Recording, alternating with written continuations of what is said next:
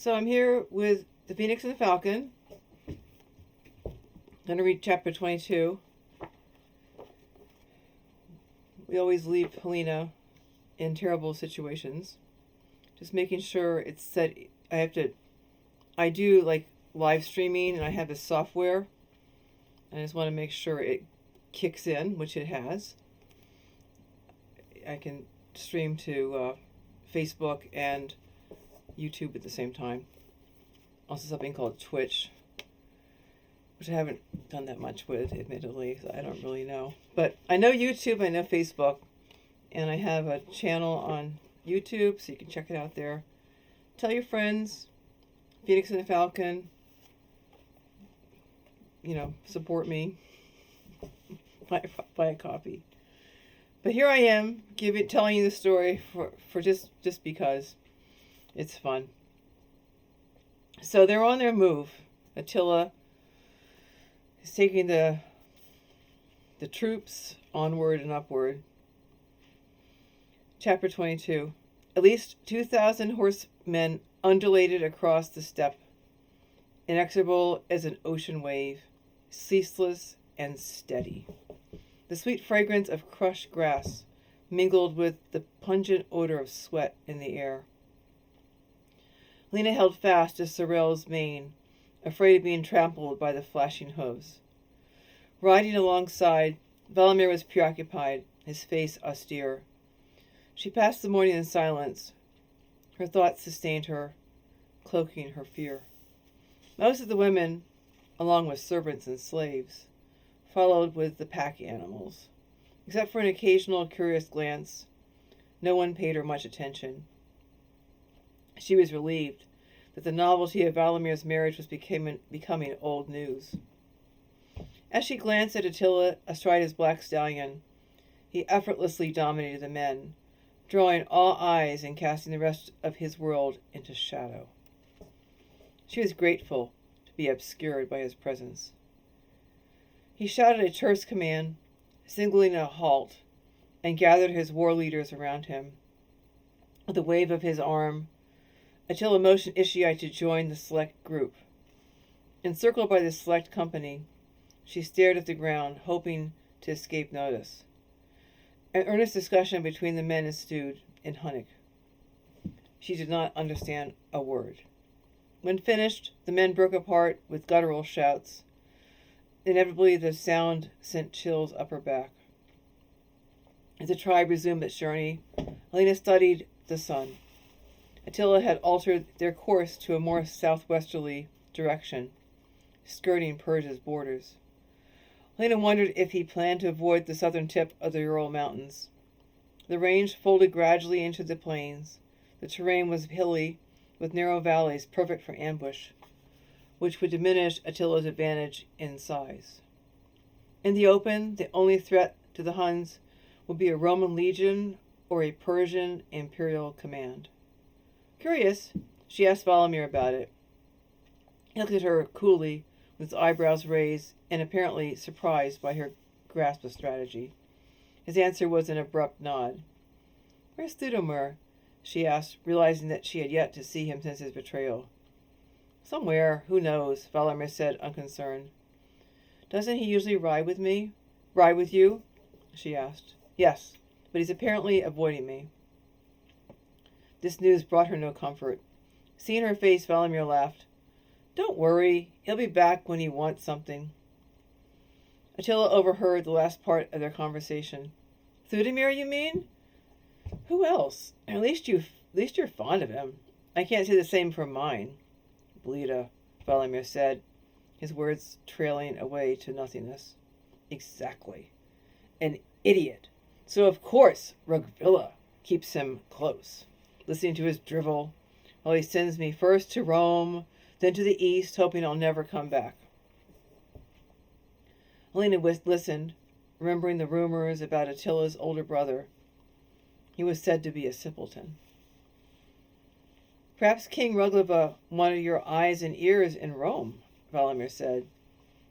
Attila laughed with malice. "No, friend, he wants me far away, preferring the advice of fools. Meanwhile, against tradition, He allows our people to become Roman mercenaries. I promise you, Valamir. One way or the other, that will change. Believing him, Helena shivered. She retreated to the sanctuary of her own thoughts. The two men ceased raising their voices against the dust, the wind, and the rumble of pounding hoofs. As the sun passed midday, Valamir asked her if she wanted to rest in the wagon. She shook her head. At last the setting sun transformed the sky into a quiet spectacle of orange and purple. Attila raised his arm, and his throat reverberated with a deep roar. The cry passed through the tribe, bringing the army to a halt in moments. Valamir took his leave of Attila, impatient to find Karachapan and Reese. They turned away. Attila said, "Break bread with me when you're settled. As you wish. Helena will not join us." Attila frowned, not masking his irritation. "Why? See for yourself. She's exhausted." Feeling Attila's eyes on her, Helena was too numb to care. "Very well," Attila said. "Come to me when you can." Then Valamir's arms were around her, lifting her from Sorel to Hassan. Leaning against him, she struggled to stay awake. Valamir whispered in her ear, "You're stubborn, Helena, but you did well." A smile played across her lips. Once they were reunited with Karachapan and Reese, Valamir helped them prepare their campsite. Lena wanted to help, but she was beyond exhaustion. She must have drifted off to sleep. When she awoke, it was night. The fire burned brightly in a small hearth, casting eerie shadows on the walls of the tent. She was alone. Ravenous with hunger, she sat up quickly and found food left for her near the fire. As she ate, Helena listened, hearing the occasional whinny of a horse, a few men laughing in the distance, but mostly the wind. The sound reminded her of Kansvar's village, where she had spent hours letting her thoughts and dreams mingle with the steady breeze, as if it could take her home. Cupping her chin in her hands, she stared at the fire and inadvertently stirred her pool of memories. With intense clarity, she remembered a summer's day in Constantinople. She had been 11, sitting with her father by the marble fountain in the courtyard of the spacious stone house, laughing when a gust of wind coated them in fine droplets of spray. "Our spirits are as drops of water, Helena, separate yet part of the whole," he had said. "What do you mean, grandfather?" He took her hands in his, smiling with his blue eyes. "Someday I'll become the light. I won't be with you anymore." Tears stung her eyes. "You'll never die." He laughed. "Our bodies die, but not our spirits. They are immortal. When the day comes that I am gone, don't deny my birthright by grieving too long. We are eternal, one with God. In time we must shed our bodies and go home to him until we return for the next lessons on the earthly plane. Though you'll miss me, I'll be with you always, watching over you and loving you as my own." For all these years she had forgotten, her 11-year-old mind not comprehending his words. Now she did. Mourning would not bring back Mikhail or her grandfather. Only the passage of years would diminish the fierce pain. With a sharp intake of breath, she began to accept that their spirits had not died, only their bodies, their shells. She sensed the possibility of remembering them with joy, unblemished by sadness, and felt a peace that transcended words. Time passed, stretching deeper into night. Restless, she stood and wondered why Valamir was taking so long. She wanted to look outside, but hesitated, remembering that morning in Grelia. She busied herself around the tent, trying to be useful. Valamir finally returned. Her heart leapt, yet her relief was offset by irritability, but she tried to keep it to herself. "You're awake," he said. "Where have you been?" she asked, despising herself for sounding like a shrew, but was unable to stop. She knew he had been with Attila, but the thought of him with 3 other women lingered, fouling her with jealousy. "With Attila," he said, his face tightening into a frown. He filled the tent with his presence. She found herself beside him, surrendering to the need to be close. "I missed you," she said, but did not reach for him. His smile warmed her heart. "It was a joy to return to my tent and find you waiting." His kiss was tender on her lips. Drawing her into him, she fled from it, from the feelings that it invoked by pulling her mouth away. Though wanting his embrace, she was rigid with fear. The wind whispered to her, beckoning her out into the night. And longing to see that stars filled her, a sight usually denied the women in the cloistered life of Cansbar's house. "Are the stars bright tonight?" she asked, not looking at him. "See for yourself, Helena." Taking her by the hand, he led her outside. The sky was black and free of clouds. The stars blazed in the fall air. The moon was a white sliver, radiantly shining. "It's beautiful," she said in a hushed voice. He put his arm around her shoulders, sharing the moment in silence. A horse whinnied. Helena remembered her mare. "How's Sorrel?" "She's not used to working all day." "She's quiet," he said, chuckling. "Finally tired." "And you, Valamir, are you tired after being with Attila?"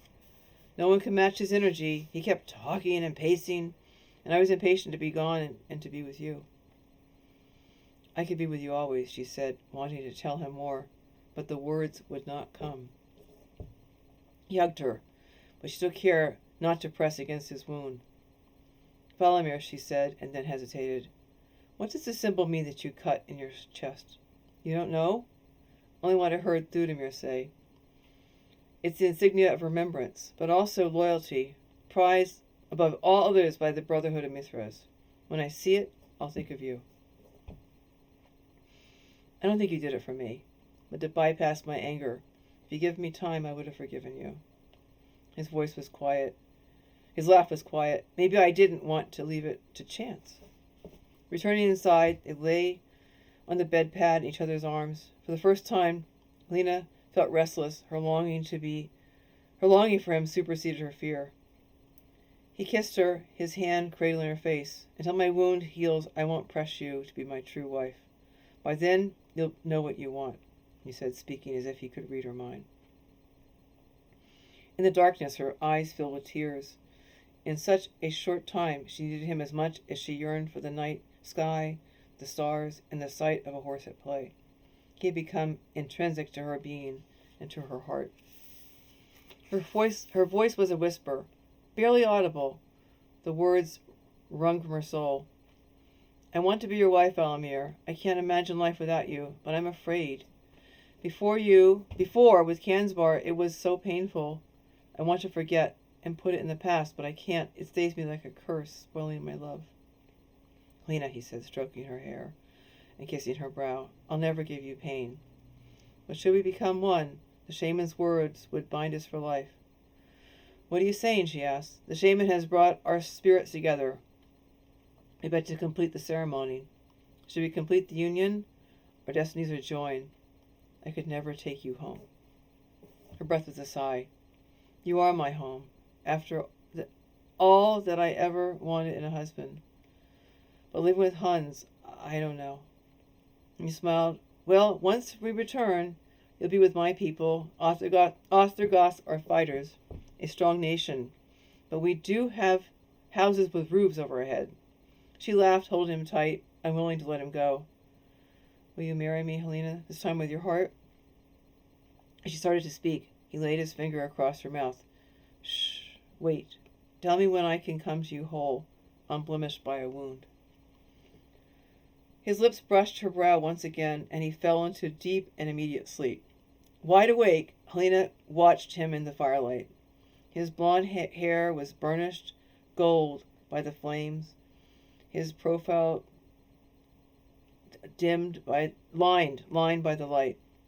With a timid kiss, she touched his mouth. Though his eyes did not open, his arms embraced her. Yet he slept on. In the morning, the camp readied for the day's journey. Helena studied Valamir covertly. She searched for flaws, needed them to counter the impulses of her heart. It was hopeless. Her grievances seemed petty and contrived, useless, against the fabric of her growing feelings for him.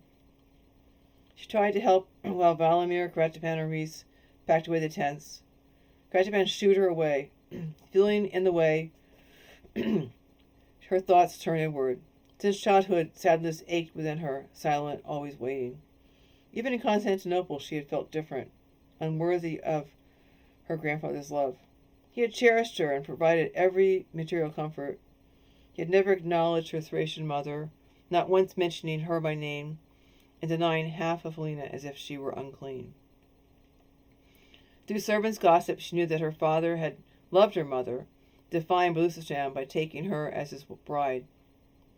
After her death from childhood, Helena's father had left Constantinople, seeking distraction from his loss, committing himself to service in the Persian imperial guard. Helena agreed with her grandfather's philosophy that each lifetime contained many lessons. This belief was a hard master, demanding consistent moral strength and willingness to shoulder ultimate responsibility. The loss of Mikhail continued to haunt her.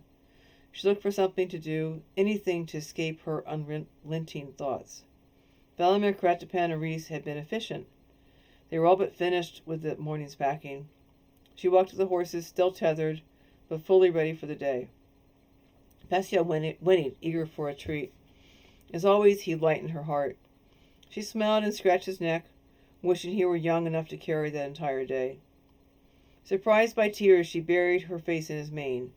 She tried to accept her grandfather's message in her dream, to find joy in her memories, to ease the pain. It was beyond difficult. For the second time, her life had been turned upside down, and her reality ripped to shreds. Sometimes, when she awoke, it was hard to remember where she was. The thought of Constantinople and her grandfather's house filled with colorful mosaic floors and the cheerful sound of the fountain. She thought of Constantinople and her grandfather's house. Without her grandfather's lively presence, it was only a building, its walls made of solid stone, cold and unfeeling. Her father's face, so like her grandfather's, floated in her mind. He was a stranger. She wondered if he even knew that she was missing. She assumed her reward had been offered by John, the steward of the house, in her grandfather's name. At the thought of John, she smiled. He had always been kind to her. Somehow, she vowed to herself she would find a way to send word of her whereabouts. As she combed Pasiel's mane, the image of Kansbar's village reared itself in her mind's eye. She studied the sky, not wanting to visualize the houses charred beyond recognition and the bodies left for the birds. Her eyes drifted downward, back to earth, and she saw the multitude of Huns. Their talent for cruelty hung over her head like a descending point of a sword. Ludmilla, Kansbar's first wife, would have told her to make the best of a bad lot. Her sensible advice had been unstinting and constant. A woman must accept and be obedient to her place in the world. For Helena, docility had been a mask, worn as a dress, but one size too small, stifling and constraining. In the past, she had tried to follow Ludmilla's example, to make her lot bearable, yet she had never been able to quiet her inner voice, screaming in silence against acceptance of a life she so bitterly despised.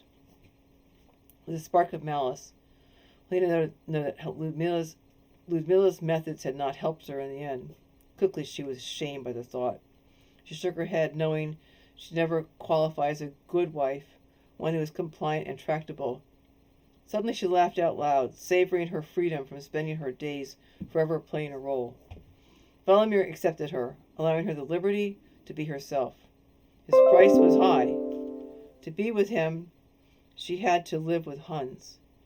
Yet in either the Roman or Persian Empire, she would have had no voice in her marriage. Without her grandfather to intercede, his eldest male relative had the right to inter her in a mausoleum of a loveless matrimony, her very body to be put into the service of her father's line. Her choice was clear. She gave Pasiel one last pat and untied Sorel. Thinking of Valamir, she hummed a lilting tune. The mare breathed gently on Helena's face, making her smile. She stroked the animal's muzzle and scratched behind her pointed ears. "Your touch looks sweet," a man's voice startling her. Her hand on her knife, Helena reeled to face the intruder. It was only Thudamir, looking hesitant despite his comment. His large bay horse, sturdy enough to carry a man his size, was restive and eager to be off. To set off. She ignored his disconcerting words. "Good morning, Thudamir." "And to you, fair sister-in-law." With deliberate speed, Valamir joined them, greeting his brother with a playful tap on the bay's rump, making the horse jump. The ploy was unsuccessful. Thudamir's seat was unshakable, immune to the unexpected. He brought his horse under control and grinned to his brother. Valamir's eyes twinkled. "You ride with us today?" Thudamir shrugged. "Might as well." "Good," said Valamir. "Helena, Kratapan wants to see your hand." Helena wondered about the dressing covering Valamir's wound, but was reluctant to mention it in front of Thudamir. She refused to look at him. Valamir might have forgiven his brother for the role he had played with Attila, but Helena could barely stand to be near him. Yet, as Kratapan examined her hand, she felt safe. Under the bright sun, her anxieties about the curses and dark forces seemed remote and implausible. She set aside her anger at Thudamir for the moment. His betrayal was petty and childish compared to the horrific murder of her son. As she thought of her words to Grelia, she felt chilled even in full daylight. She was confused by how they had erupted from her soul with the force of a dark, coursing river. Distressed, she sought Kratapan's eyes. As if for protection, she hastily drew the sign of light across her heart. "Valamir thinks I should speak to the shaman. Could he help me?" Kratapan looked at the horizon, then back at her. "The shaman understands the earth and its magic, seeing the invisible threads of our relationship to it and each other. He'll not betray any trust you place in him, but I don't know if he'll be able to help you. This legacy from your grandfather, it's old, beyond time. But see what he can offer." Her disappointment was keen. She wanted Kratapan to tell her that everything would be fine, that she should stop worrying, and that the shaman would have the answer. He had not. Watching him fasten a fresh bandage around her hand, she felt despair. She prayed, focusing her attention within her heart. In silence, her inner voice reverberated within her being, speaking quietly within the pool that was her essence. "Helena, the darkness hides behind shadows. Once you see it truly, its power is lost. Compared to the light, is nothing. Be not afraid." Comforted, Helena inwardly sighed. Kratapan smiled at her, his wise eyes full of affection. "Next," he said to Valamir. As Valamir turned, Helena could have sworn she saw a moment's fear cloud his face. In a stern voice, she whispered to Kratapan, "Be gentle with him." Kratapan laughed. "I always am. He just hates being poked and prodded. Songs have been sung about his bravery in battle, but afterwards, when his body takes his due, he reconsiders his rashness." Stung by the image of Valamir fighting sword to sword, Lena's throat became dry. "Does he get hurt often?" "Just a scratch here and there," Valamir said, overhearing the end of their conversation. She whirled around. "You and your brother walk like cats." He smiled tenderly. "A light step is a weapon." As he sat beside Kratapan, his face hardened with resignation. "Do your worst." Helena looked away. Afterward, Valamir and Helena mounted, ready to leave Kratapan and Rhys with a wagon. Rhys wore sturdy leather clothing, his once bare feet encased by old but patched boots. With a wry smile, Helena acknowledged Kratapan's talent for procurement. As if by magic, he acquired whatever was needed. Their horses struck out at a canter, with Thudamir riding alongside his brother, but was uncharacteristically silent. When they reached the center of the multitude, Attila greeted them with a shout. "We ride, Valamir!" His arm rose with his fist clenched, signaling his men. They chanted his name, beating the sky with their frenzy. Keeping their horses to a trot, they cleared the wagons before allowing their mounts to spring forward into a gallop. Singing, the men repeated Attila's name, punctuating their cries with grisly howls. Sensing the tribe's hunger for battle, Helena prayed that no one would cross their path that day. The next 10 days passed without incident. His steppes were desolate, more suited to nomadic sheep herders than military patrols. The Huns met no inhabitants. The low rumble of many horses' hooves would act as a warning for anyone to hide. The wind blew more chill, announcing the threshold of winter. Their progress was significant. Already they were less than 2 days from the Caspian Sea. In 10 days they had covered a distance that had taken her grandfather's caravan almost a month to travel. As usual, Attila invited Valamir and Helena to share his meal. She was tired of his probing eyes, his sharp questions, and his need to know everything. Tonight, Attila settled down to business. The men are restive, Valamir. They need action. Helena could not help but think that there had been nothing but incessant movement. What do you plan? Valamir asked. Attila was nonchalant. We're close to the northern silk route. Helena cringed inwardly. She remembered traveling in the same track with her grandfather. Though their bodyguard was strong, close to 40 men, they would have been nothing against a force of Attila's size. Not for the first time, Helena wondered why her grandfather had undertaken the risky journey. Yet his will had been indomitable, thwarted only by death. The men would be happy to bring home more bounty, Valamir said, but I've no interest in innocent blood. What do you mean? Let any men or soldiers take their chance with us, but leave the women and children alone. Helena's throat pulsed. And you, Helena, what do you think? Attila asked. His voice was smooth as a coiled snake's skin. Her voice betrayed her, crackling with emotion. Anyone who takes a child's life is a murderer, cursed by God for all time, she whispered. Attila laughed at her suppressed outburst. I'd begun to wonder if you'd lost your tongue. The gods forbid, but to my relief, I see that my concern was misplaced. I meant what I said, Helena said, her voice low with fervor. And what do you think your friends the Romans and do you think your friends the Romans spare children when they travel north into our lands? The Romans are no one's friend, Helena retorted. You, of all people, should know that.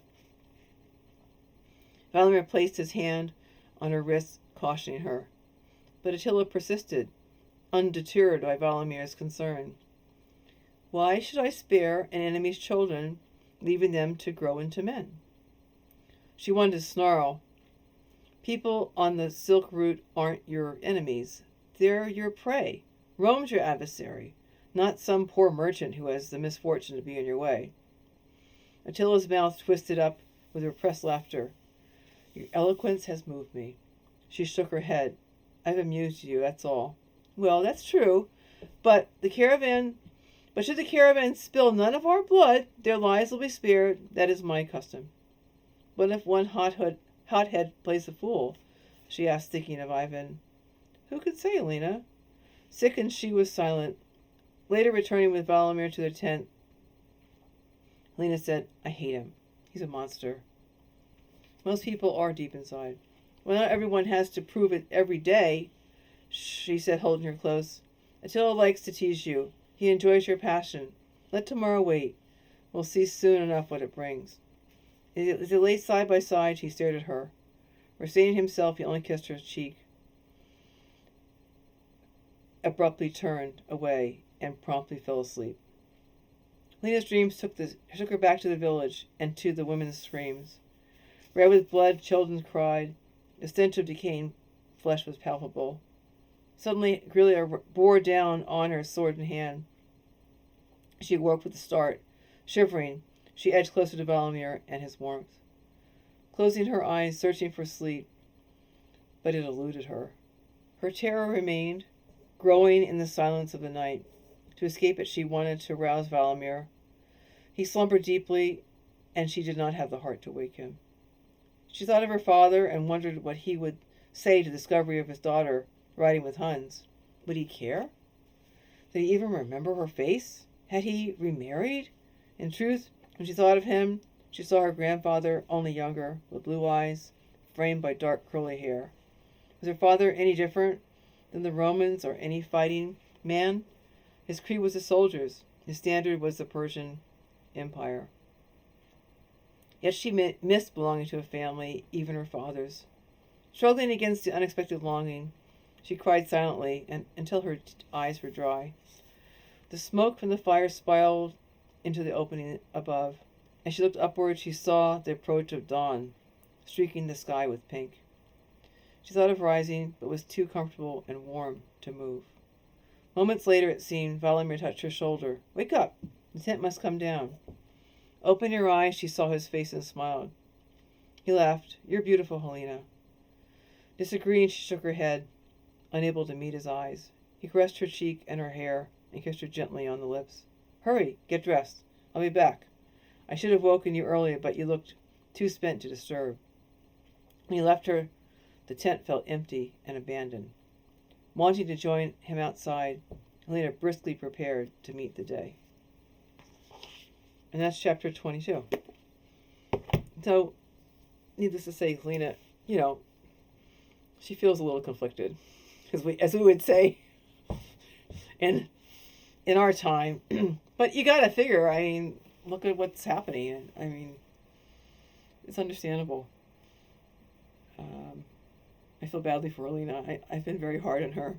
But it's the way I saw it, and, I write it. Those characters sort of write the book, and that's how it went for me with her. But she perseveres. We'll see what happens next week. Take care.